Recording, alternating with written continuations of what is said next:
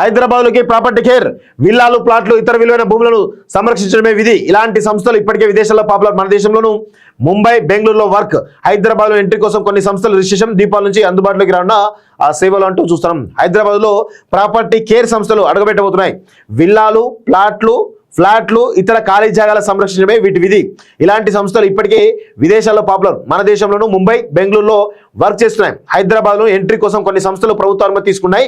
దీపావళి నుంచి property care సేవలు అందుబాటులోకి రానున్నాయంటూ చూస్తా ఉన్నాం. సో ప్రాపర్టీ కేర్ వస్తే చాలా రకాలుగా ఆ ప్రాపర్టీలు కాపాడబడితే దానికోసం ఒక సిస్టమ్ కూడా రెడీ చేస్తున్నట్టు తెలుస్తా ఉంది. సో దాని గురించి చూద్దాం. హైదరాబాద్ మెట్రో సిటీ రోజు రోజుకు విస్తరిస్తున్నది. ఇక్కడ రియల్ ఎస్టేట్ రంగం దినదినాభివృద్ధి చెందుతున్నది.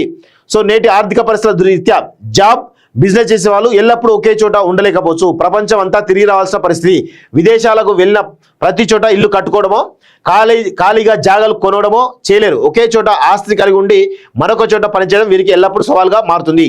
ఇల్లు అనేది ఒక్కసారి జీవితకాల పెట్టుబడి. 10-15 ఏళ్ళు కష్టపడి సంపాదించిన డబ్బుతో ఇల్లు, విల్లాను, ఫ్లాట్ కొనడమో చేస్తున్నారు. ఇలా ఆస్తులను కొనుగోలు చేయడం ఎంత ముఖ్యమో వాటిని కాపాడుకోవడం కూడా అంతే ఇంపార్టెంట్. ఇలాంటి ప్రైవేట్ ప్రాపర్టీ కాపాడమే ప్రాపర్టీ కేర్ సంస్థల ప్రధాన విధి.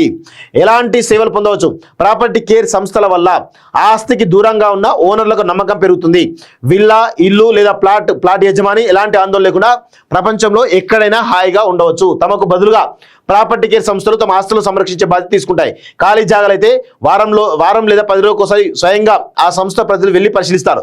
అక్కడి నుంచి ఓనర్లకు వీడియో కాల్ చేసి ఆస్తులను చూపిస్తారు. ఖాళీ జాగాలను ఎవరికైనా రెంట్కి ఇవ్వాలన్నా చట్ట ప్రకారం చేసుకునే అగ్రిమెంట్లు అన్ని కూడా వీళ్ళే దగ్గరుండి పరిశీలిస్తారు.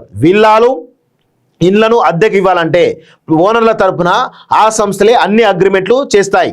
నెల అద్దె వసూలు చేసి ఓనర్లకు ఇస్తారు. ఇంట్లోని వస్తువులు శుభ్రపరచడం, ఓనర్లు వచ్చే వరకు పూల మొక్కలు, గార్డెన్ కాపాడడం, పెట్స్ను సంరక్షించడం లాంటి పనులు చేస్తారు. ఇంటికి అవసరమైన రిపేర్లు చేయిస్తారు.